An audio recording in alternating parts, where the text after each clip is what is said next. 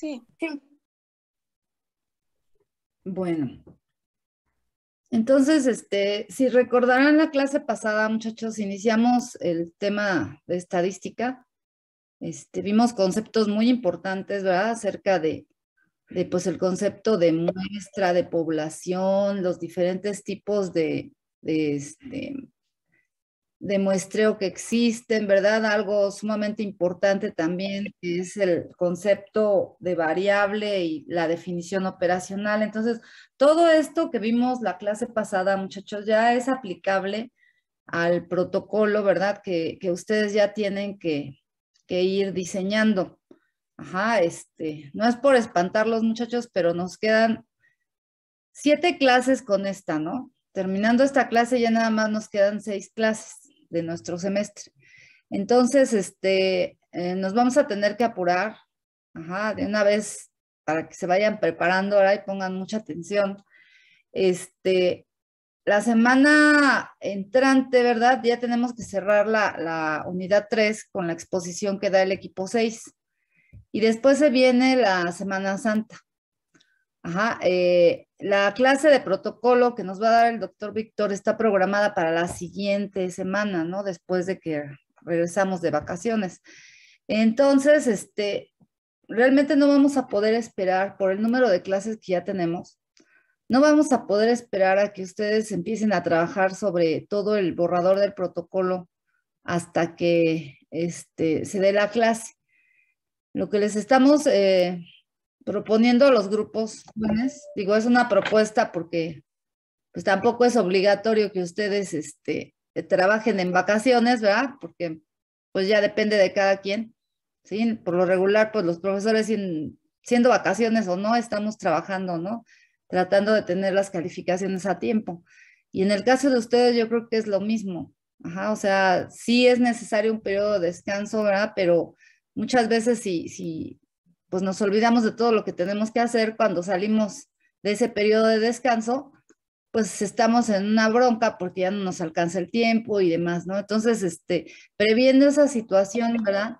Se les sugiere a ustedes que eh, ya se aboquen a la elaboración del protocolo, ajá, como tal, como de todo el borrador, ¿sí? Ya les habíamos solicitado que hicieran su introducción, ¿verdad? Que le avanzaran en la lista de la bibliografía, etcétera, ¿no? O sea, de esos apartados. Pero, ¿verdad? Viendo el tiempo que nos queda, pues ya no hay otra más que entrarle como va al diseño de todo el borrador. Tienen en la sesión 9 un borrador, ¿verdad? No un borrador, pero un protocolo de referencia para que ustedes se guíen sobre ese borrador y lo hagan, sobre esa referencia, perdón, y lo hagan, por favor, aunque sea con los miles de errores que quieran ustedes, pero ya tengan ese borrador. ¿Para qué? Para que cuando regresemos de esa Semana Santa, el doctor nos haga el favor de darnos la clase de protocolo y de ir detallando, ¿verdad? Los apartados de cada uno, bueno, de ese documento, ¿no? Cada uno de los apartados de ese documento. Y entonces ya con toda esa información, ¿verdad? Y si ustedes ya tienen su borrador, pues van a poder ir afinando, ¿verdad? Las características de cada apartado. Ajá, o sea, van a ir ya corrigiendo lo que se tenga que corregir ustedes mismos, ¿verdad? Con la información que se da en esa clase. Y ya obviamente cuando nos den los borradores a nosotros, pues les haremos las correcciones finales, ¿no? Para que quede la versión final del protocolo. Entonces, no sé cómo ven ustedes esa propuesta, jóvenes. Sí, está bien. Sí, doctora, Sí, está estoy de bien. acuerdo. Está bien, doctor, está bien. Sí, para que, digo, aprovechemos el tiempo y no nos alcance, ¿no? Ya al fin del semestre y no hayamos terminado y hagamos las cosas a lo mejor hasta mal o queden incompletas, yo qué sé, ¿no? Entonces, esa es la propuesta, chicos. Entonces, vamos a continuar viendo este tema de los temas de la unidad 3 que son importantes, ¿no? Para que precisamente igual vayan ustedes haciendo el borrador. ¿Quién levantó la mano? Bueno, si empezáramos a realizar el protocolo de vacaciones, y bueno, pues se los mandáramos para las observaciones, ¿nos harían las correcciones en esa semana o hasta entrando? No, pues miren, es que va a nuestros tiempos, ¿verdad? Ustedes van a estar haciendo el protocolo, a lo mejor no sé si alguien está pensando en salir de vacaciones, ¿no? Por ejemplo, hay muchas familias que se van el jueves, viernes, sábado, domingo a algún lugar, ¿no? X. Entonces, pensando en eso, pues ustedes como equipo, pues tienen que aprovechar los tiempos que tengan, ¿no? A lo mejor hasta antes de esos días o inclusive en esos días, ya ustedes lo definirán, ¿no? Entonces, también igual los profesores, pues nosotros tenemos que estar revisando en los tiempos que tengamos, ¿no?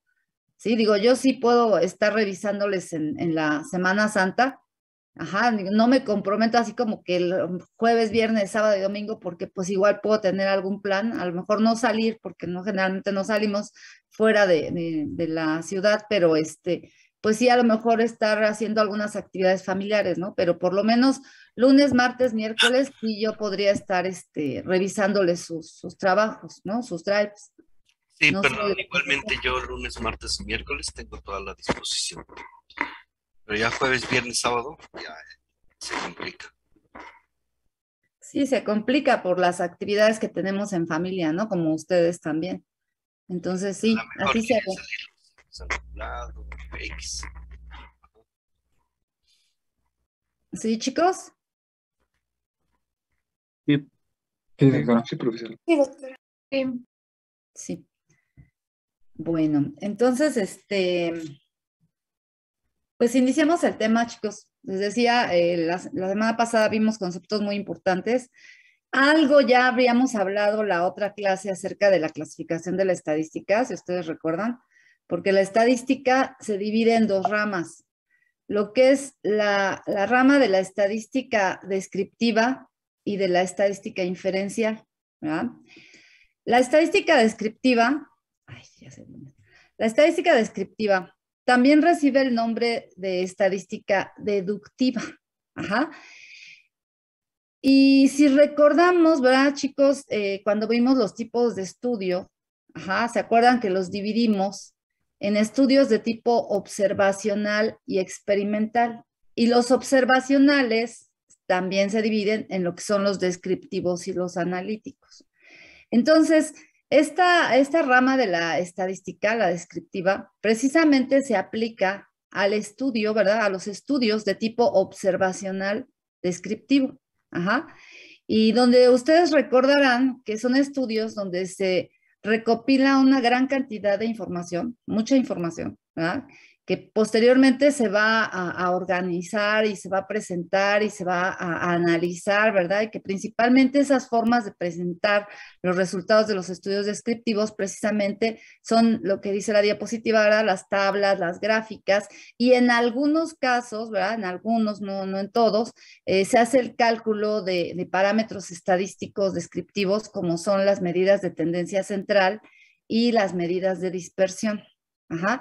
Entonces, si consideramos esa metodología, ¿verdad? Que llevan ese tipo de estudios, estamos viendo, ¿verdad? Que a partir de esa gran cantidad de información que se recupera de la población de estudios o de una muestra, ¿verdad?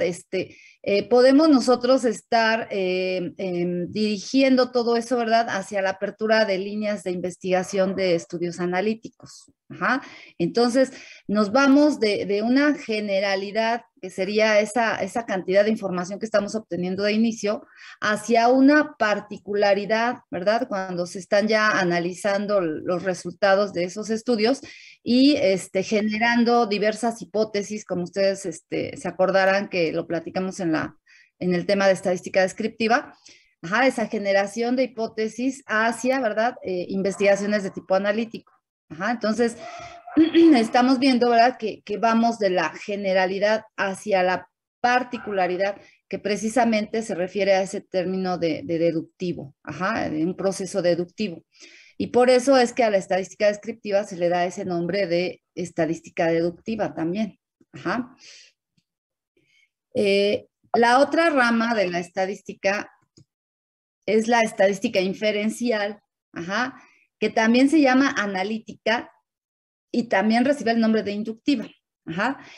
¿Por qué? Pues porque esta rama de la estadística precisamente, ¿verdad?, se va a utilizar para hacer el manejo de los datos en los estudios de tipo analítico, tanto en los observacionales analíticos, que ustedes recordarán que señalamos que son los estudios de casos y controles y los estudios de corte, como los estudios de tipo experimental, donde todos los experimentales también son analíticos. Entonces, todos los estudios analíticos, ¿verdad?, hacen el manejo estadístico a través de la estadística inferencial.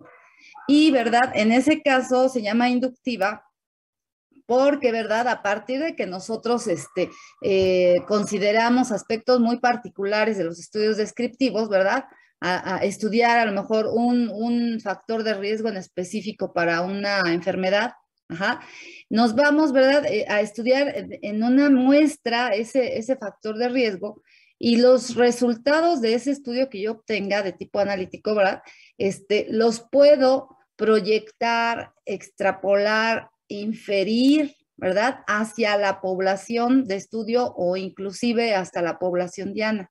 Entonces, si ustedes lo ven, el proceso es inverso, ¿verdad?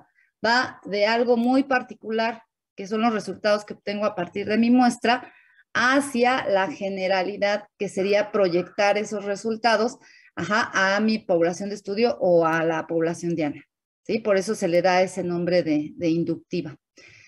Esta estadística, ¿verdad?, es un poco más compleja, ¿no?, en su naturaleza, porque se utilizan toda una serie de ecuaciones matemáticas que implican el cálculo de probabilidades, como dice aquí, ¿verdad?, lo que se llama la inferencia bayesiana.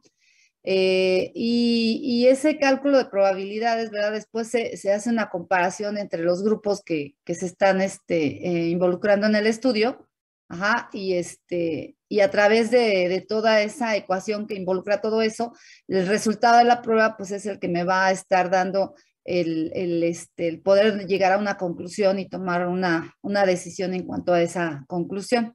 Entonces es un poco más, no digo un poco más, mucho más complicado que en el caso de la estadística descriptiva. ¿Sí? Ahorita vamos a hablar un poquito más de eso. Iniciando con la estadística descriptiva, pues se llevan a cabo las 4 etapas del método estadístico, como ya lo habíamos mencionado también en la otra clase, donde la primera etapa, que es la recopilación de datos, se puede hacer a través de 2 técnicas, que son los censos y las encuestas, y de 3 instrumentos por excelencia en el caso de la epidemiología, ¿no?, que son los cuestionarios, las entrevistas y las cédulas, que también ahorita más adelante vamos a hablar más de ellos. Y, ¿verdad?, toda esa información que se recopile, pues se va a organizar en los formatos de bases de datos, que en epidemiología es el formato también por excelencia que se ocupa, considerando que regularmente nosotros obtenemos una gran cantidad de datos, ¿verdad? Entonces es el formato que se utiliza por excelencia, y después, ¿verdad?, construyendo tablas de contingencia, ¿no?, que resuman la información que está contenida en esa base, o traduciendo hacia gráficas, o inclusive, ¿verdad?, utilizando otros formatos de presentación que pueden ser, por ejemplo, mapas, figuras, imágenes, cuadros, etcétera, ¿no? Ya de eso nos hablará el equipo 6 la clase que viene. Y a partir, ¿verdad?, de esos formatos de presentación de nuestros resultados, es como vamos a hacer una interpretación de tipo descriptivo, ¿no?, de esos formatos de presentación. Que es, pues en realidad algo más simple, ¿no?, considerando o comparando con la estadística inferencial. En algunos casos, como les decía, puede ser necesario que estemos calculando estos parámetros, las medidas de tendencia central y los de dispersión. ¿Cuándo son esos casos? Pues, por ejemplo, cuando nosotros tenemos, ¿verdad?, el manejo de variables de tipo cuantitativo, ¿sí?, como por ejemplo la talla, el peso, los niveles de glucosa, niveles de colesterol, o sea, de ese tipo de variables, ¿verdad?, cuantitativas, donde sería importante, ¿verdad?, estar calculando esas medidas para la interpretación precisamente de los resultados. O sea, si ustedes tienen, por ejemplo, esos datos por ejemplo, de glucemia, ¿no?, niveles de glucosa en sangre, Y entonces tienen toda una columna, ¿no? En su base de datos que está conformada por esos datos, por puras glucemias de todos sus participantes. Sería importante, ¿verdad? Conocer qué promedio estamos manejando en esa muestra o en esa población del nivel de glucosa que se está teniendo, ¿no? Que se registró. Entonces, en ese caso, ¿verdad? Sería importante estar haciendo ese cálculo de las medidas de tendencia central, o si, por ejemplo, yo quiero identificar si mi conjunto de datos es un conjunto de datos homogéneo, heterogéneo, pues calculo las medidas de dispersión. Ajá. Pero es en ese tipo de casos. Si, por ejemplo, yo estoy manejando variables de tipo cualitativo, ¿no? Que podría ser, por ejemplo, el tabaquismo. Ajá. Entonces ahí en el tabaquismo, de entrada, en las respuestas de mi instrumento, yo tendría a lo mejor como respuestas, ¿no? ¿Fumas? Y les van a contestar sí o no, ¿verdad? Y entonces esas palabritas en estadística no sirven, ¿verdad? Las tengo que traducir a un código numérico. Y entonces, ¿verdad? Podría poner el sí, le voy a poner un 1 y al no le voy a poner un 0, ¿no? Y entonces, si yo tengo la columna de tabaquismo, ¿verdad? Y voy a obtener puros ceros y unos, ¿qué objeto tendría estar calculando un promedio que sería la media, por ejemplo? ¿Tendría algún objeto, muchachos? No. No, ¿verdad? No. Entonces, en ese caso no tiene, ¿verdad?, ningún sentido que nosotros nos pongamos a calcular, ¿no?, estas medidas. Entonces, por eso le digo, hay algunos casos donde, aparte de tablas gráficas y demás formatos de presentación, sí tengo que estar calculando estas medidas, pero no es en todos los casos, ¿verdad? O sea, ya depende qué tipo de variables esté manejando, será que necesite, ¿verdad?, hacer esos cálculos. Recordando, muchachos, las medidas de tendencia central.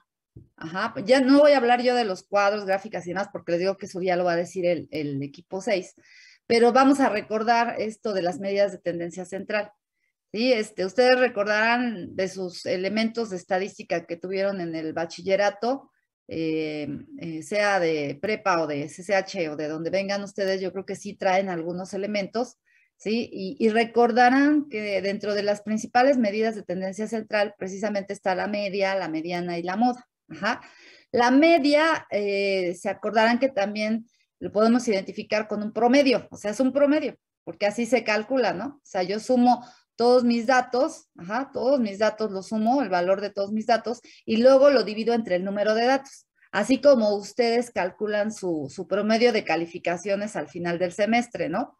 Suman todas sus calificaciones y dividen entre cuántas materias o asignaturas o módulos estuvieron cursando y obtienen su promedio.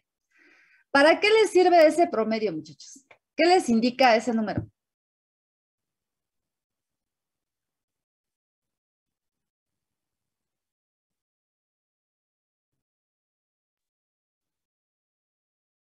Chicos.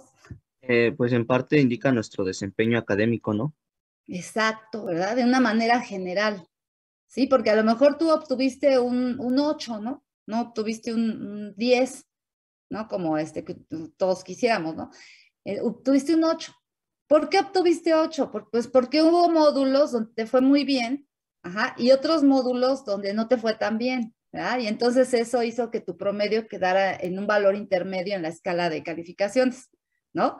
Entonces, fíjense, ese número, el promedio, es un número que representa a todos los datos del conjunto que yo tengo de datos, ¿no? En el caso de sus calificaciones, es un número que representa a todos mis datos, ¿no? Y entonces me está diciendo, pues en algunos te fue bien y en otros no tanto, ¿verdad? O si tuviste el promedio de 10, ¿verdad? Pues te dice, pues es que fuiste excelente, o sea, te fue excelente, de todo te fue bien, ¿no? O si obtuvieron un promedio de 6, pues igual, ¿no? O sea, pues por ahí a lo mejor tuviste uno bien y en los otros te fue muy, muy bajito, ¿no? O sea, las medidas de tendencia central, jóvenes, son números, ¿verdad? Medidas que van a estar representando al conjunto de datos. Ajá, entonces el más utilizado, y ustedes lo saben, es la media, ¿verdad? Porque es el promedio, pero también igual podríamos estar determinando la mediana que ustedes recordarán por estas clases de estadística que se hace primero ordenando los datos que tenemos de mayor a menor, o al revés, como ustedes quieran, ¿verdad? Pero se hace el orden ascendente o descendente y se ubica exactamente al número que queda en el centro de esa secuencia de datos, ¿no? De ese ordenamiento de datos. Ajá. Digo, puede ser en el caso de que sus datos sean un conjunto de datos pares, ¿verdad? Que sean en cantidad, sean un par, pueden obtener dos números exactamente, ¿no? En el centro de sus datos. Y ahí para obtener la mediana, pues se suma, saca un promedio, ¿no? Entre los dos números y se obtiene ese número que es la mediana.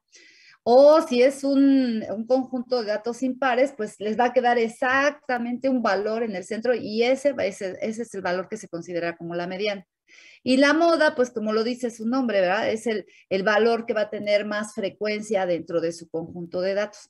Pero al final de cuentas, ¿verdad? Estas mediciones de tendencia central lo que hacen es ser representantes de todos sus datos. Ajá, ese es el propósito, ¿no? Que tienen estas medidas de tendencia central. Ahí ya me pasé. Ahora, las medidas de dispersión, ajá, si se acuerdan de esas medidas de dispersión, ¿sí? Las que seguramente vieron en primera instancia, pues fueron la varianza y la desviación estándar. Ajá. Que como tales son medidas de acuerdo a cómo se calculan, ¿verdad? Si se acuerdan de la fórmula, se hace una resta, una diferencia entre lo que es el dato, ajá, cada uno de nuestros datos, y el valor de la media. Entonces, lo que se hace en ese tipo de medidas, lo que se pretende es determinar qué tan cerca o qué tan lejos están los valores, ¿verdad? Todos nuestros datos de la media. Ajá. Entonces, fíjense, cuando la varianza y la desviación estándar toman un valor pequeño, ajá, eso nos indica que los datos, ¿verdad? O sea, que la dispersión es muy pequeña y que los datos están muy cerquita de la media. Ajá, que sería equivalente a una distribución de datos de este tipo, de esta gráfica que está del lado izquierdo. Ajá, donde vemos que los datos, ¿verdad? Se están juntando, se están reuniendo en un intervalo pequeño, ¿verdad? Dentro de la recta numérica y que por lo tanto, ¿verdad? Todos estos datos están cerca de la media. Ajá, entonces, el ver este tipo de gráfica o el obtener valores pequeños de estas medidas de dispersión me indica que mi conjunto de datos es un conjunto muy homogéneo, ajá, que se parecen entre ellos, ¿sí? A diferencia de que cuando obtengo una desviación estándar y una varianza grande, ¿verdad? O más grande en valor, entonces se estaría refiriendo a que mis datos, ¿verdad? Están siendo más alejados en valor que mi media. ¿verdad? Y entonces, si correspondería, ¿verdad? Si yo hago la curva de distribución normal, de distribución de datos, perdón, aparecería una curva de este tipo, más aplanada, ¿no? Que la anterior que les estaba diciendo. Ajá. Entonces, ¿verdad? Me estaría indicando que mis valores están distribuidos en un rango, ¿verdad? En un rango mayor, ajá. Y me indica, ¿verdad? Automáticamente que mi conjunto de datos es un conjunto heterogéneo, más heterogéneo que en el caso que les mostré anteriormente. ¿Sí se entiende, chicos? Sí. ¿Sí? Entonces, fíjense, o sea, yo puedo conocer esa homogeneidad o heterogeneidad o esa dispersión de mis datos si yo construyo la curva de distribución. Ajá, o sea, la puedo conocer hasta sin calcular la varianza, ¿no? Pero si yo calculo la varianza y la desviación estándar hasta antes de construir esa curva, me doy cuenta por los valores que toma si corresponde a un dato de grupos homogéneo o heterogéneo. ¿Sí? O sea, esa es la ventaja, la utilidad, el propósito de calcular las medidas de dispersión. Ajá. Bueno, y esas son dos, porque decíamos, hay otras medidas de dispersión, como es el rango, y también, bueno, que el rango ya lo vimos, ¿verdad? El rango va a ser el intervalo donde voy a estar encontrando mis datos, ¿no? Dentro de la recta numérica. Y el coeficiente de variación, que también en muchos casos es una medida que se calcula, ¿verdad? Y que seguramente ustedes la habrán visto en algunos artículos, ¿sí? Que es importante porque es una relación que se hace, ¿no? Entre la desviación estándar y la media de mi conjunto de datos. Entonces, esos cuatro medidas de dispersión son importantes, ¿no? Desde el punto de vista de los estudios epidemiológicos. Aparte, fíjense, no son nada más útiles para el caso de la epidemiología descriptiva. También son útiles cuando estoy haciendo un estudio de tipo analítico, y tengo que utilizar la estadística inferencial, ¿sí? Y entonces, fíjense que ahí es obligatorio, ¿verdad? Que se haga la curva de distribución, que se construya la curva de distribución, porque tengo que verificar si mi distribución de datos es normal o no, para poder aplicar alguna prueba de estadística inferencial.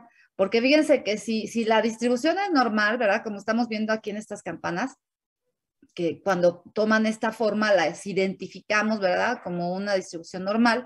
Entonces, las pruebas inferenciales que se seleccionan son las de tipo paramétrico. Pero si no es normal, ¿verdad? Porque puede ser que tenga una curva inclusive hasta con picos o asimétrica, yo qué sé, entonces debo de seleccionar una prueba estadística inferencial no paramétrica. Entonces, el construir esto, ¿verdad? Este tipo de curvas es necesario tanto en la estadística descriptiva como en la inferencial. Ahora, ya metiéndonos a la inferencial. La inferencial ya habíamos dicho, ¿verdad? Que se va a aplicar para estudios de tipo analítico. Tanto experimentales como observacionales, ¿verdad? Y ya habíamos mencionado cuáles, ¿no? Observacionales, casos y controles, estudios de corte. Experimentales, ¿verdad? En epidemiología, pues los ensayos clínicos aleatorios, ¿se acuerdan que también los ecológicos? Entonces, se aplican ese tipo de estudios, ¿sí? Inclusive hablando en otra área, en los estudios de biomédica, ¿no? Los estudios biomédicos son estudios que por excelencia deben de utilizar este tipo de estadística para poder hacer el manejo de sus resultados, de sus datos que recopilen. Como decíamos, ¿verdad? En este caso, los estudios de tipo analítico manejan más bien hipótesis, porque las hipótesis se generaron a través de los descriptivos. Entonces, esas hipótesis, ¿verdad? Que nosotros llamamos hipótesis de investigación, pues son los enunciados, ¿verdad? Ustedes ya recordarán el concepto de hipótesis, son enunciados donde nosotros hacemos suposiciones acerca del estudio que quiero realizar. Entonces, ¿verdad? Yo puedo estar haciendo un enunciado, pues, en función de las variables que yo estoy manejando y puedo hacer un enunciado conforme yo guste, ¿no? Donde se entienda lo que estoy suponiendo y cómo estoy suponiendo que van a estar cambiando las variables. Puedo hacer ese enunciado también a través de lo que se llaman los silogismos, ¿verdad? Que es ese formato donde ustedes dicen, si esto, entonces esto, ¿verdad? O sea, puedo hacer el enunciado también a través de ese formato. Pero, ¿verdad? Cuando voy a hacer ya el manejo estadístico, en estadística inferencial se manejan dos hipótesis estadísticas, que son las que se llaman, ¿verdad? La hipótesis alterna y la hipótesis nula. Entonces, ¿verdad? Ese enunciado que yo como investigador construí, ¿verdad? De acuerdo a mi suposición, lo tengo que traducir, convertir a la hipótesis estadística. Y que esa construcción de la hipótesis va a depender de la prueba estadística que yo seleccione. Entonces, es un proceso, muchachos, no tan sencillo ni tan superficial, ¿verdad? Así como que diga, a ver, voy a hacer una chi cuadrada, ¿no? Y a ver, mi hipótesis alterna va a ser así, ¿no? O sea, tengo que conocer perfectamente las características de mi estudio, las características de mis variables, ¿verdad? Inclusive cómo recopilé esos datos, ¿verdad? Con qué confianza, muchos detalles que tenemos que conocer para poder seleccionar primero la prueba que voy a utilizar. Y segundo, para poder traducir mi hipótesis de investigación de enunciado hacia la forma de la hipótesis estadística que se llama hipótesis alterna. Ajá. Una vez que yo ya tengo mi hipótesis alterna, entonces construyo la nula, ¿verdad? Porque la nula es lo inverso, ajá, a lo que dice mi hipótesis alterna, ¿sí? Porque fíjense que a través de la aplicación de la prueba, del uso ya de la ecuación específica a la cual se refiere la prueba, es como, ¿verdad? Voy a poder decidir cuál de las dos hipótesis acepto, si la alterna o la nula. Ajá, entonces, es un proceso muy cuidadoso que ustedes tienen que seguir, jóvenes, para, les digo, seleccionar la prueba y traducir su hipótesis hacia las hipótesis estadísticas. Ajá. En estas ecuaciones, como les estaba mencionando, ¿verdad? Lo que se hace básicamente es estar calculando probabilidades, ¿verdad? Comparar las desviaciones estándar, las varianzas, o sea, se hace una serie de comparaciones entre los grupos de datos que tenemos, ¿verdad? Y al final, ¿verdad? Ese valor del estadístico que yo obtenga dependiendo de la prueba, ¿verdad? Es lo que me va a determinar cuál de las dos hipótesis voy a aceptar. Ajá. Y bueno, ya habíamos dicho que es inductiva, ¿verdad? Que va de lo particular hacia lo general, porque los resultados pues se proyectan o se extrapolan hacia la población, ¿verdad? A partir de la muestra se extrapolan hacia la población, ¿sí? Aquí la recomendación, jóvenes, que yo siempre les hago a todos mis grupos. Tomemos cursos de estadística. Ajá, tomemos. Porque es necesario, ¿verdad? Que ustedes sepan de qué se está hablando. Sí, ahorita esto es una embarradita. Digo, ustedes han de haber llevado, sobre todo los de CCH, creo que llevaron un curso de todo el semestre de estadística. A lo mejor ustedes fue atropellado, ¿verdad? Por todo lo de la pandemia y creo que hasta en algunas universidades hubo paro y etcétera. Entonces, digo, en algunas prepas hubo paro. Entonces, a lo mejor fue un poco atropellado y todavía eso debilitó los conocimientos que traigan. Entonces, es necesario, jóvenes, que tomen ustedes cursos de estadística. Ajá. Y no nada más porque vayan a ser investigadores, ¿eh? A lo mejor no son investigadores, sino porque ustedes en la vida profesional del médico van a necesitar de elementos de estadística, ¿no? Para estar manejando, pues, datos, ¿no? En algún momento. Entonces, sí es muy necesario, muchachos, que tomen esos cursos.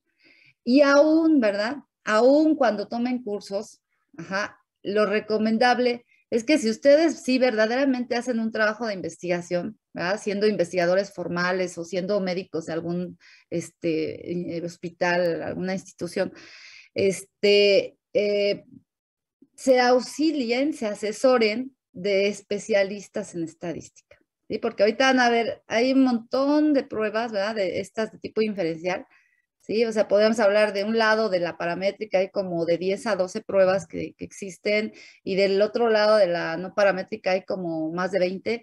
Entonces, a la hora de que ya tienen sus datos y dicen, a ver, vamos a seleccionar la prueba, sí, yo les puedo decir, yo he tomado como 6 cursos o 7 cursos de estadística y todavía tengo dudas acerca de cómo seleccionar la prueba estadística cuando ya tengo un conjunto de datos.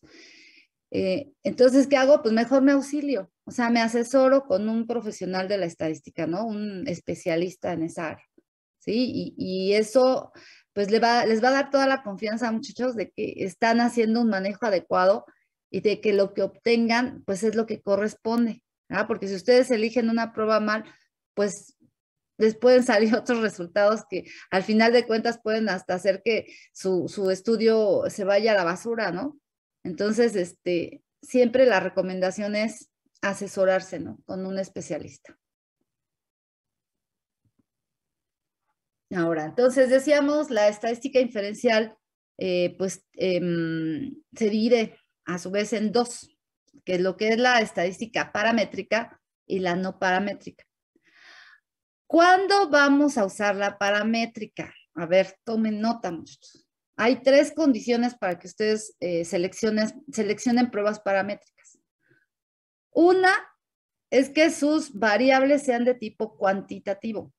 Ajá, o sea, esta rama no es aplicable, estas pruebas no son aplicables para variables cualitativas.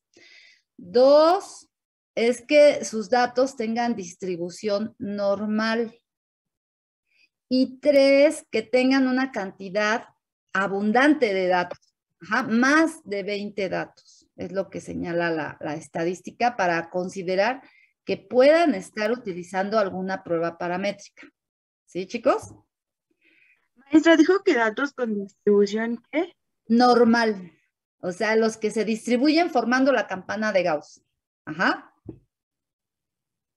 Sí, esas son las 3 condiciones para que ustedes puedan, ¿verdad?, estar utilizando este tipo de pruebas paramétricas. Ajá.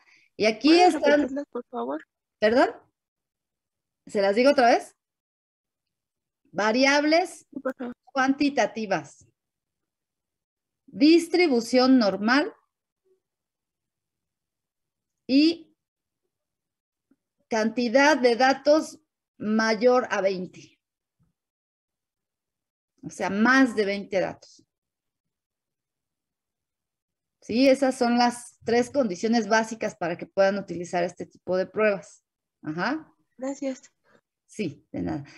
Les decía, si ustedes buscan en los libros de estadística y bioestadística, pues van a encontrar la lista, ¿verdad?, que existe de pruebas paramétricas. Aquí yo nada más les estoy presentando 2, que es la prueba de TED-Student, que es de las más utilizadas y es de las más famosas, ¿ah?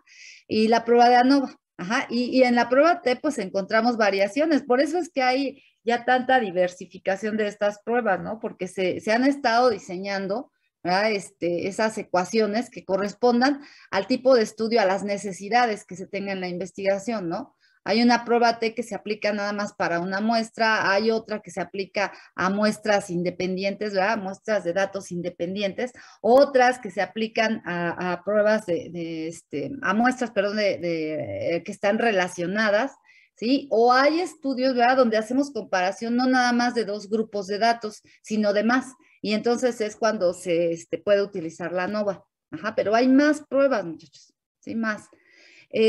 Obviamente para las no paramétricas, las condiciones, ¿verdad?, pues van a ser lo contrario prácticamente a lo que les acabo de mencionar para las paramétricas.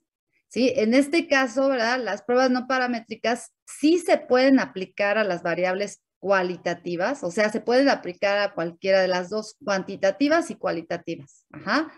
Pero, ¿verdad?, se aplican cuando la distribución de los datos no es normal o cuando tengo muy poquitos datos, menos de 20 datos. Ajá. ¿En qué situaciones? Ustedes, un ejemplo. Ajá. Investigación biomédica. Sí, es un tipo de investigación experimental. Y bueno, ustedes no han pasado todavía por método 3, pero en método 3 ustedes van a ver que hay diferentes modelos para hacer los estudios de tipo experimental. ¿Sí? Que hay modelos in vivo, in vitro, in sílico, etcétera, ¿no? Ya eso ustedes lo verán en método 3. Pero uno de los modelos muy, muy utilizados, ¿verdad?, es el modelo animal. Ajá. Y a nuestros tiempos, muchachos, los animalitos también están protegidos, ¿verdad?, con normas éticas. Ajá, hay un reglamento, ¿verdad?, y documentos específicos referidos a la ética hacia el manejo de los animales. Y dentro de los puntos, ¿verdad?, que tienen estas reglas, está el que se disminuya, ¿verdad?, al máximo el uso de estos animalitos. Ajá, entonces, para que se usen, ¿verdad?, de primera instancia, para que se usen esos animales, ese modelo, debe de estar perfectamente justificado. Ajá. E igualmente el número que esté solicitando el investigador, ¿verdad?, de animales para trabajar con ellos, también debe de estar perfectamente justificado. Ajá. Y a la fecha, ¿verdad?, pues no les permiten estar manejando a lo mejor 25, 30 animales, pues la verdad es que no está permitido, ¿no? Les andan autorizando por ahí de 10 animales, entonces imagínense, ¿no? A lo mejor tienen que dividir 5 para el grupo experimental, 5 para el grupo de control, y entonces la verdad es que los datos, ¿verdad?, la cantidad de datos que recuperan es bien bajita. Ajá, y es entonces cuando tienen que utilizar, ¿verdad?, este tipo de investigadores, la estadística inferencial, pero la no paramétrica. Ajá, porque tienen muy poquitos datos.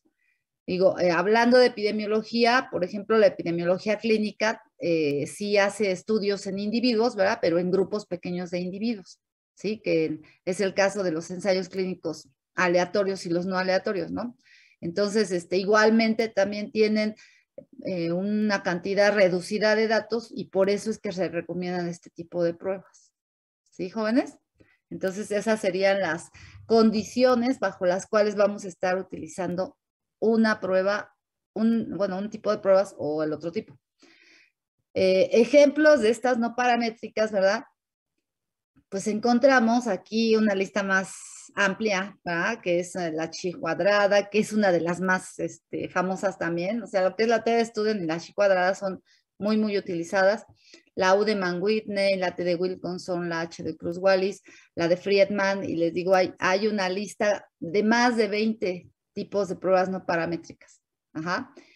Cada una, ¿verdad?, asociada a las características del estudio, de las variables, ¿verdad?, que está utilizando el estudio. Ajá, entonces, pues hay que tener un conocimiento bien detallado, ¿no?, de lo que hice, de lo que estoy haciendo para poder seleccionar la prueba. Ajá. Tienen sus ventajas y desventajas cada una, ¿verdad? Por ejemplo, las paramétricas, pues se dice, ¿verdad?, que son pruebas más robustas, o sea, más fuertes, más válidas, ¿verdad?, de mayor confiabilidad, pues precisamente porque pues el volumen, la cantidad de datos, la evidencia científica que se está reuniendo, pues es mucho mayor, ¿no? Y entonces por eso esas pruebas, pues se les da una validez, ¿verdad?, y confiabilidad mucho más alta que en el caso de las no paramétricas. Ajá. Tienen, por lo tanto, ¿verdad?, menos posibilidad de errores, son más eficientes y son muy sensibles a las características que tienen los datos.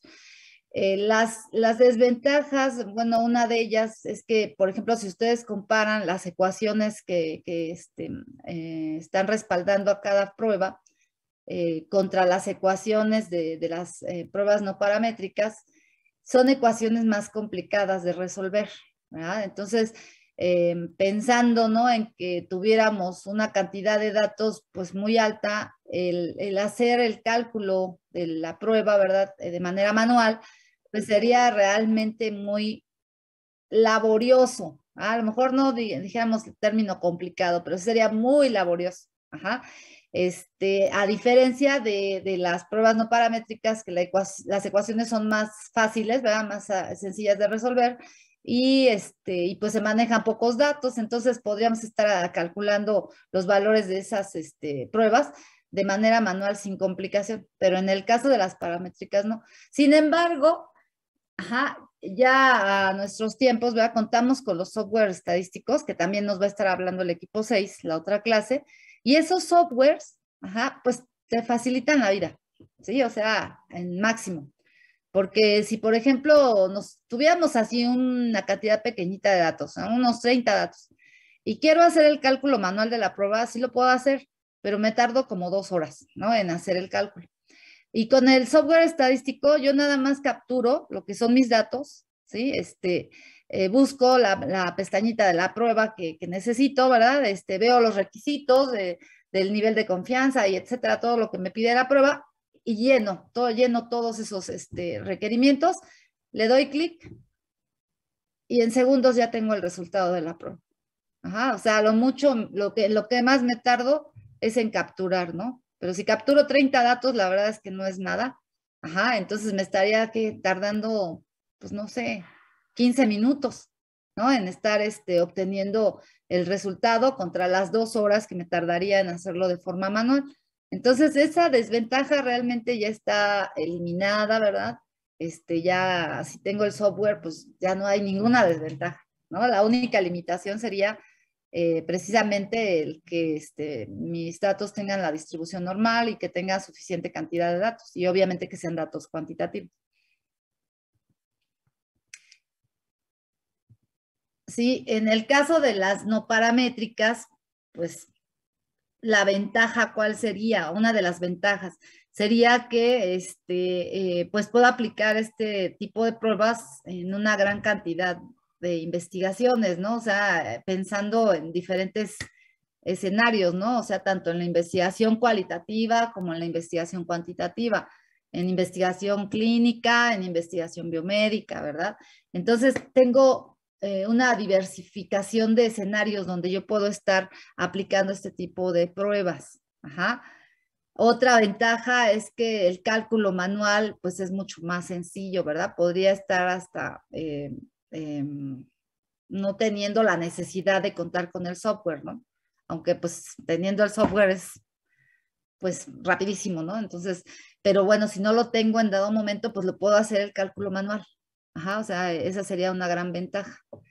Y la desventaja, pues obviamente es lo contrario a las pruebas paramétricas, ¿verdad? Estas pruebas, pues, tienen esas ventajas, son sencillitas, diversificadas, etcétera, pero, ¿verdad? La evidencia científica es menor, ¿verdad? Al tener tan poquitos datos, pues la validez y confiabilidad de sus resultados no es tan alta comparada con la de las pruebas paramétricas. Ajá. Y entonces, pues, generalmente pues ustedes obtienen los resultados, pero puede ser que un comité el comité que esté analizando su estudio, su investigación y vea si lo publica o no en una revista, les diga, ¿sabes qué? Es que no. O sea, necesitas reforzar tu evidencia, ¿no? Y entonces, pues ustedes tienen que buscar la manera de darle mayor confiabilidad a sus resultados, posiblemente, ¿verdad? Repitiendo el experimento y abundando en datos, no sé, o sea, ya tendrían que estar buscando la manera, ¿no? Si es que el comité les pide eso. Ajá. Y sería esa, es prácticamente la desventaja, ¿no? Este es un esquemita que más o menos resume todo lo que les acabo de mencionar, ¿no? Que de acuerdo al diseño de la investigación, ajá, si nosotros manejamos un grupo de datos, pues preferentemente estaremos utilizando estadística descriptiva, ajá, pero si manejo dos o más grupos, pues voy a tener que utilizar a las dos, ¿verdad? Porque pues si quiero usar una prueba inferencial, pues tendré que hacer mis curvas de distribución que están dentro de la descriptiva y etcétera, ¿no? Entonces, sí tendría que estar utilizando las dos en determinado momento. De acuerdo a la escala de medición de mis variables, pues si las variables son de tipo cualitativo, ajá, ya sean ordinales o nominales, pues la herramienta que voy a utilizar va a ser estadística no paramétrica. En variables cuantitativas discontinuas y que además sean poquitos datos, ¿verdad? Se recomienda la no paramétrica. Y de acuerdo a la distribución, ¿no? A la distribución de datos, distribución normal es estadística, perdón, distribución no normal, sin distribución normal sería la no paramétrica y distribución normal sería la paramétrica. ¿Sí? Es más o menos un resumen. ¿Sí, jóvenes? ¿Preguntas hasta aquí? Porque con esto se concluiría el tema de la clasificación.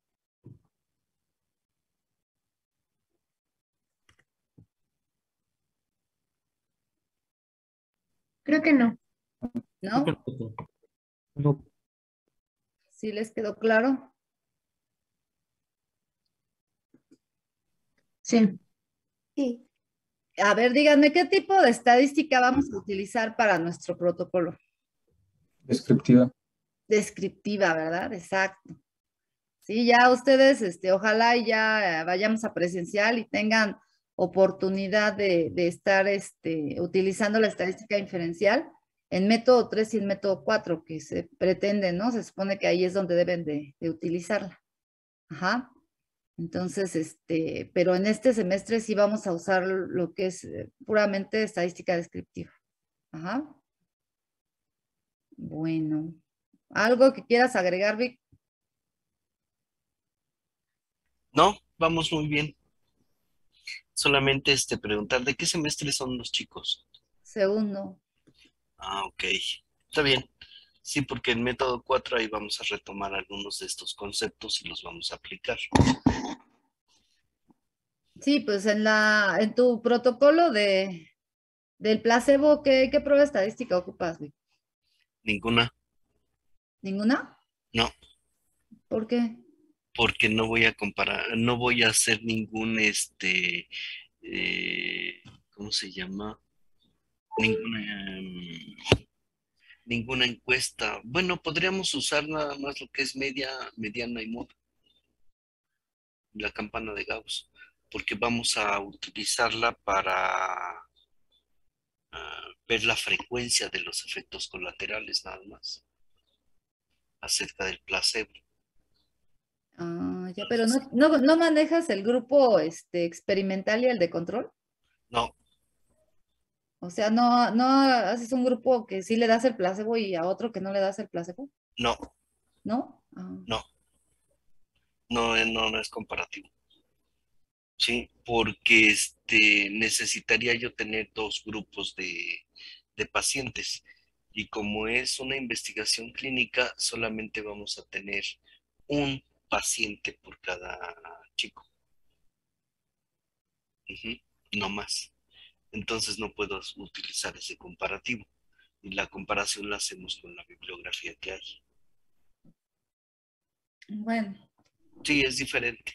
sí es diferente, porque bueno, Totalmente. sí yo cuando estuve en método 4, sí, ya te Ahí acuerdas que cuando, hicimos sí, eso. ahí cuando tú lo hiciste, sí, porque tú les pediste una historia clínica para poder aplicar el efecto placebo en pacientes, creo que diabéticos, ¿no? Pues eran de diferentes tipos, ¿eh? De Porque sí ahí diferentes características, ¿no? cada equipo escogió el padecimiento. Ajá, y entonces sí Ahí, teníamos el grupo de ahí sí tenías un experimental, grupo de control. el de experimental y el de control. Ajá. Ajá, que ahí sí tenías un grupo control. Y sí, ahí la prueba que utilizamos fue la chi cuadrada, muchachos, ¿eh? Y fíjense que Ajá, tuvimos este error. O sea, yo ya la cuando primera obtuvimos vez, perdón, perdón, obtuvimos el resultado de la prueba, no fue la prueba que nos correspondía. Y sí tuvimos ahí bastantes problemas. De hecho, yo se los dije a los chicos, ¿saben qué es? Que esta no era la prueba. O sea, y teníamos que habernos asesorado con un especialista en estadística, ¿no? Pero como fue ese semestre, muchachos, donde empezó la pandemia, bueno, donde empezó el confinamiento, la verdad es que fue muy, muy feo. O sea, ya no tuvimos oportunidad pues, de asesorarnos con nadie, ¿no? Y sí nos quedó ahí un resultado medio raro. Por eso les digo, no, se vayan, ¿no? A que ustedes crean que pueden hacer todo, ¿no? Siempre hay que tener en cuenta hasta dónde son nuestros alcances y sí estarnos asesorando cuando necesitemos de alguien, ¿no? Que sea especialista en esa área. sí, a mí también, yo también empecé a aplicar lo que era la chi cuadrada, pero me di cuenta de que en algunos puntos, sí, tenía, en algunas casillas tenía cero. Y cuando tienes cero en chi cuadrada, se desecha la prueba, no se puede aplicar. Ajá. Sí, Sí, por entonces, eso digo, es necesario que el especialista vea los resultados, vea la metodología, de hecho, del estudio, y en base a eso ya nos ayuda a él a seleccionar la prueba. ajá, y por eso nada más utilizo ahora actualmente lo que es la media, la mediana, la moda y la frecuencia, porque entonces yo voy a determinar la frecuencia de los efectos colaterales, la frecuencia de si funciona o no funciona. Y en cuanto a los efectos colaterales, ¿cuál es la moda? Ajá. Entonces es diferente. Bueno, está bien. ¿Preguntas, chicos? ¿Ya podemos pasar al otro tema? Y bueno, Sí. los comentarios que acabamos de hacer la Sí. profesora y yo, sí los vamos a aterrizar en lo que acaba de decir ella. En algunas ocasiones, de acuerdo a las características de nuestra investigación, de acuerdo a esas características, nosotros necesitamos en algunas ocasiones, sí, o casi siempre, asesorarnos por alguien que sepa de estadística, pero no de cualquier estadística, sino de estadística aplicada en cualquiera de las áreas de la medicina. Es diferente la bioestadística, pero ahí necesitamos nosotros auxiliarnos de alguien, ¿no? Sí, gracias, Rosy. Sí. Bueno, entonces, jóvenes, vamos a empezar con el tema de la recopilación de datos, que constituye, muchachos, el primer paso, del método estadístico. Nuevamente volvemos a repetir, ¿verdad? La famosa ropa. En el caso, muchachos, de la investigación epidemiológica, se utilizan dos técnicas para la recopilación. Una técnica que se llama censo y la otra que se llama encuesta. Y cualquiera de las dos, ¿verdad? Pueden ocupar alguno o algunos, ¿verdad? Porque hay veces que se ocupan dos de estos instrumentos, ¿verdad? Para realizar esa técnica de recopilación. Entonces, pueden ocupar uno o más de los tres instrumentos que por excelencia utiliza la investigación epidemiológica, ¿verdad? Que son los cuestionarios, las entrevistas y las cédulas, que es lo que vamos a estar revisando. Iniciando con la técnica que se llama censo. La técnica de censo, ¿verdad? Es una técnica donde se recopila información, pero del 100% de la población, muchachos. Ajá, o sea, la información va a ser extraída de todos y cada uno de los individuos que conforman a la población. Ajá. Ejemplo de esta técnica son los censos poblacionales que se hacen cada determinado periodo, ¿verdad? En los diferentes países, ¿sí? Aquí en México, si ustedes recuerdan, el último censo poblacional fue precisamente en plena pandemia, ajá, fue en el 2020, ajá, y no sé si ustedes estuvieron en su casa, ¿verdad? O ustedes tuvieron la oportunidad de abrirles la puerta a las personas que fueron a tocar y que les hicieron toda una serie de preguntas, ¿verdad? Que fueron registrando en la boleta censal. ¿Alguien de ustedes estuvo en ese proceso?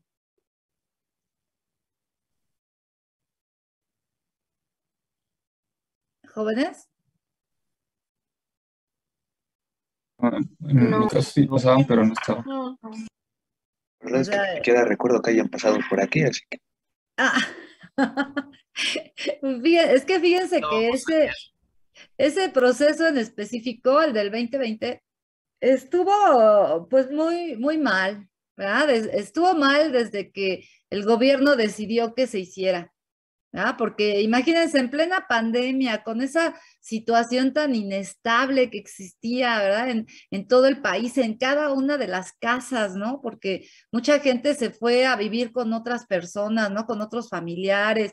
Mucha gente perdió a familiares, ¿no? O sea, estaban muriendo gentes, otras estaban en los hospitales, o sea, era un total desorden, o sea, un contexto terrible, ¿no? En ese momento. Y que hayan decidido hacer ese censo fue una muy mala decisión. Ajá. Comentábamos ayer de otro grupo que una chica trabaja en INEGI y ella nos estaba comentando todavía más detalles que nos dejaron así como que no, o sea, ¿por qué hicieron eso, no? Entonces, sí fue un proceso bastante atropellado, ¿no? Y que hay que cuidar muchos detalles, muchachos, o sea, estar determinando, ¿verdad? Si es el momento, si no, si tengo todos los recursos, porque es un proceso, ¿verdad? De recopilación bastante desgastante, ajá, y bastante caro, ¿no? Porque se necesitan muchos, muchos recursos. Entonces, digo, ese en específico fue muy atropellado, muy mal momento. Sinceramente, desde mi punto de vista, ¿verdad? Los datos son totalmente, inválidos, ¿no? No podemos estar confiándonos en esos datos que dieron y pues sí, para mí es como si no hubiera existido censo, ¿no? Desde mi punto de vista personal. Pero bueno, ¿en qué consiste un censo? O sea, consiste en esa extracción de los datos a partir del 100% de la población. Y obviamente, ¿verdad? Son estudios que tienen una utilidad muy grande, ajá, porque nos dan un panorama global, ¿no? De la población que se estudió.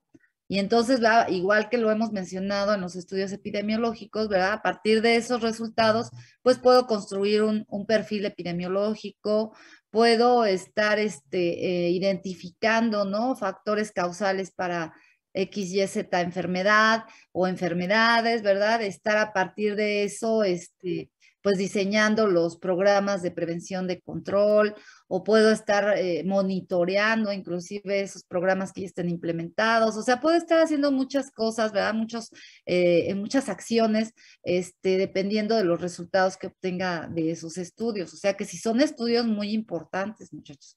Por eso digo, sí fue un error haberlo hecho en ese momento, ¿no? Porque pues realmente se gastó una serie de recursos y que al final de cuentas nos dieron datos, porque ya están publicados los datos. Ayer una chica ya estaba buscando si se había concluido o no el proceso, y sí se concluyó, sí se concluyó al grado de que ya están publicados los datos en INEGI. Entonces, pues fue un gasto, ¿verdad?, que se hizo ahí de recursos que finalmente dan datos que no son confiables, pero bueno, esperemos en el otro censo que ya se tomen todas las medidas.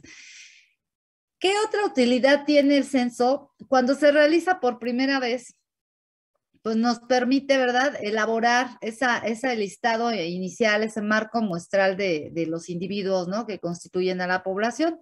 Y pues ya en los censos subsecuentes, pues nos permite estar actualizando el marco muestral, ¿no? Y a partir de ese marco, pues ya podré estar haciendo selección de muestras, ¿no?, para diferentes tipos de estudios. Es otra utilidad que tiene el censo, bastante importante, ¿verdad?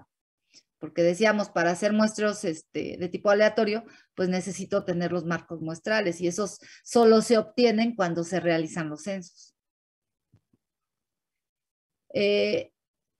Fíjense que aparte, ¿verdad?, de ese censo poblacional, pues nosotros podríamos estar haciendo el censo en otra población, ¿verdad?, que no fuera la geográfica de mi país, sino que fuera, por ejemplo, una población que fuera de mi interés.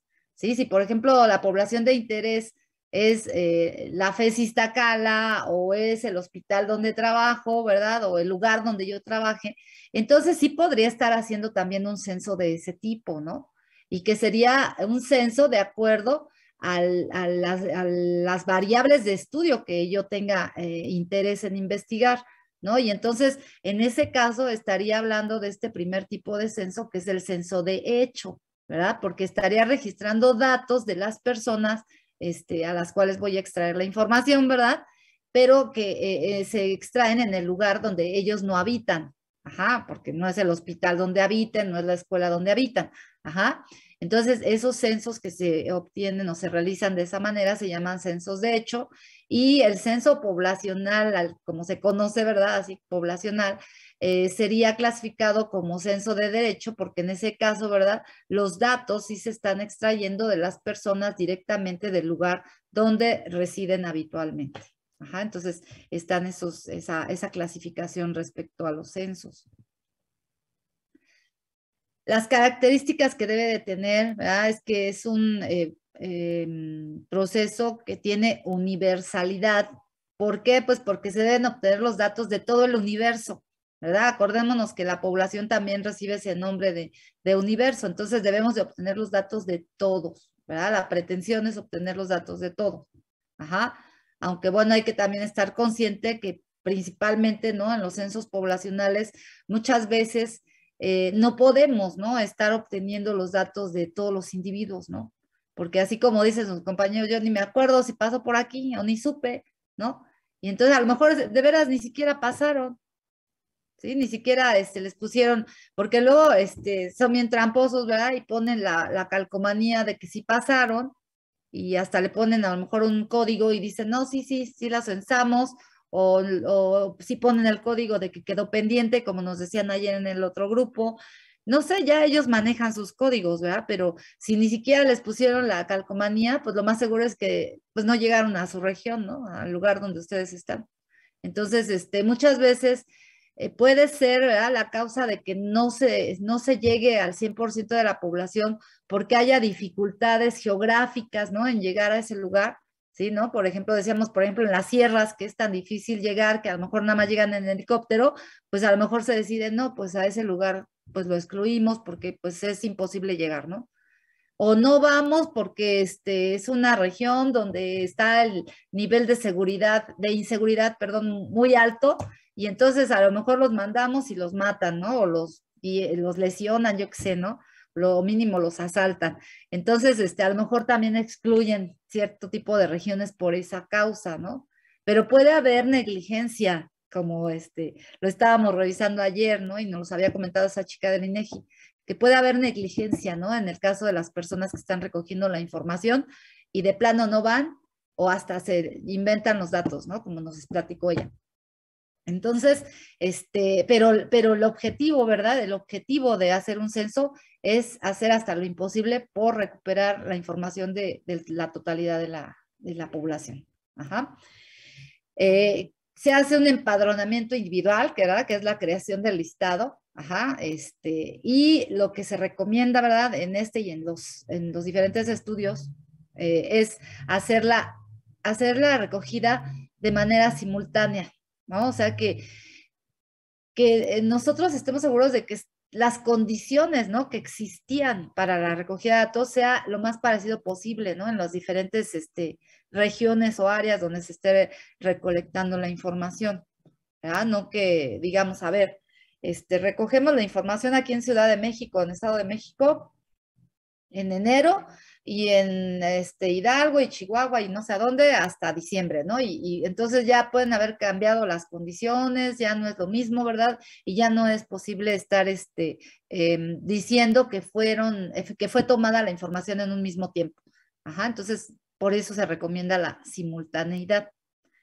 Se reconoce como un procedimiento estadístico, chicos, porque sí se llevan procesos de asignación, por ejemplo, de las áreas, de determinación de los lugares, ¿no?, que se van a estar acudiendo a hacer la recogida de datos a través de procesos estadísticos, ¿no? O sea, hay muestreos, ¿no? Muestreos, técnicas de muestreo, técnicas de asignación para poder llevar a cabo el proceso. Por eso se reconoce como un proceso estadístico.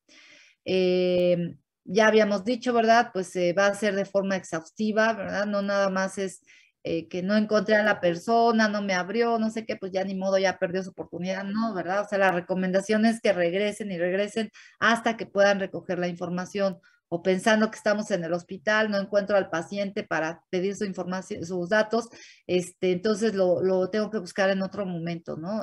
Persiguiendo el mismo objetivo de tratar de capturar la información del 100% de los integrantes. En el caso específico, muchachos, del censo poblacional, ¿verdad?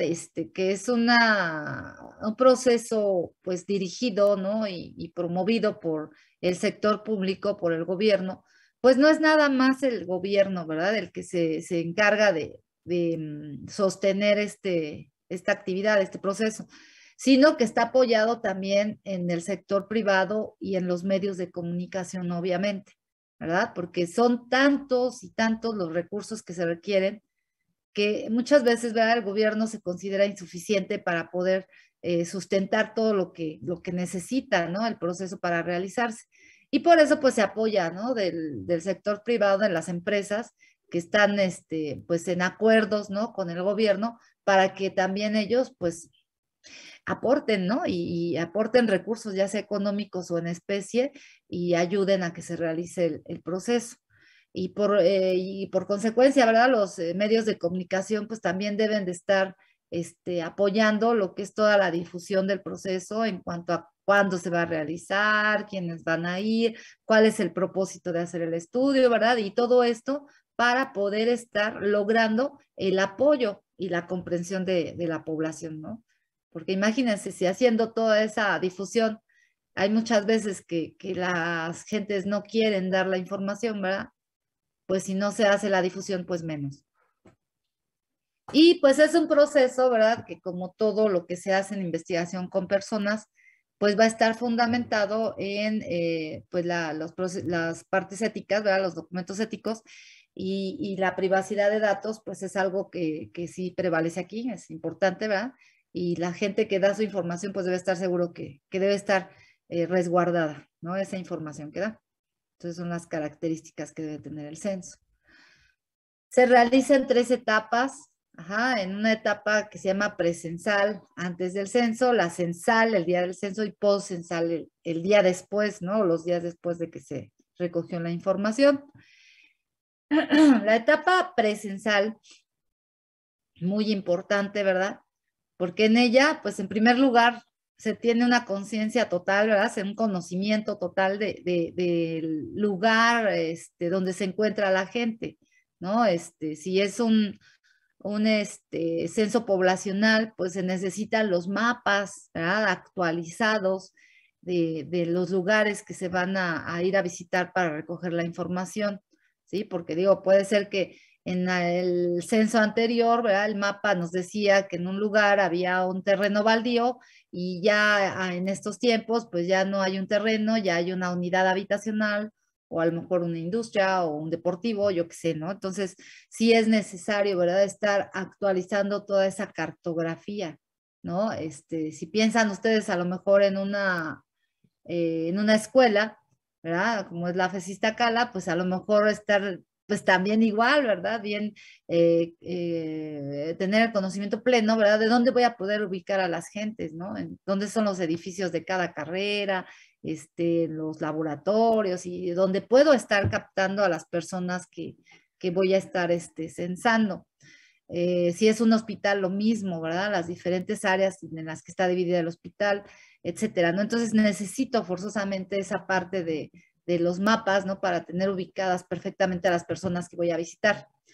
Igual, ¿verdad? En esa etapa, pues se debe de elaborar, lo que es la boleta censal y se le debe aplicar la prueba de validación, ¿no? Que aquí en esta diapositiva se está mencionando como la prueba de funcionalidad, que lo que se hace en ese caso, ¿verdad? Las pruebas de validación de los instrumentos se hacen aplicando el instrumento a un pequeño número de personas y revisando, ¿verdad? Las respuestas y cuántas personas contestaron en cada opción, porque a lo mejor no contestó nadie una opción en específico, ¿verdad? A lo mejor era una opción que estaba redactada de manera confusa. Entonces, el objetivo, ¿verdad? De hacer esas pruebas de funcionalidad, pues es precisamente ir mejorando, ¿no? El instrumento y que realmente nosotros estemos obteniendo la información que necesitamos y no estemos generando confusión en la persona que me va a apoyar, ¿no? O en las personas que me van a apoyar en el estudio. Entonces, ¿verdad? En esa etapa presencial también se hace eso, el diseño y la validación del instrumento de recopilación de los datos. Igual, ¿verdad? Se hace la selección y la capacitación de las personas que van a estar aplicando el instrumento. Y decíamos ayer, por ejemplo, que pues sí hay que tener mucho cuidado, ¿no? En la selección de las personas que van a intervenir, porque no nada más es seleccionarlas así, ¿no? Al azar y decir, a ver, vente y ayúdame, ¿no? Sino que realmente sean personas responsables, ¿verdad? Que sean capaces de entender la importancia de ese proceso, ¿verdad? Y que sean honestas en la realización de las actividades, ¿no? Porque sí era algo que estábamos platicando también, ¿no? Bueno, yo he estado platicando todo eso con mis grupos, ¿no? En todos los días, que sí puede ser personas que pues sean irresponsables, ¿verdad? Y que en lugar de hacer las actividades que se les encomendaron, pues por ahorrarse el esfuerzo, ¿verdad? Inventen datos y pues imagínense, ¿no? A qué llegamos si inventan datos en lugar de recoger los datos verdaderos. Pero bueno, en esa etapa se capacita, se selecciona y se capacitan a las personas que van a intervenir.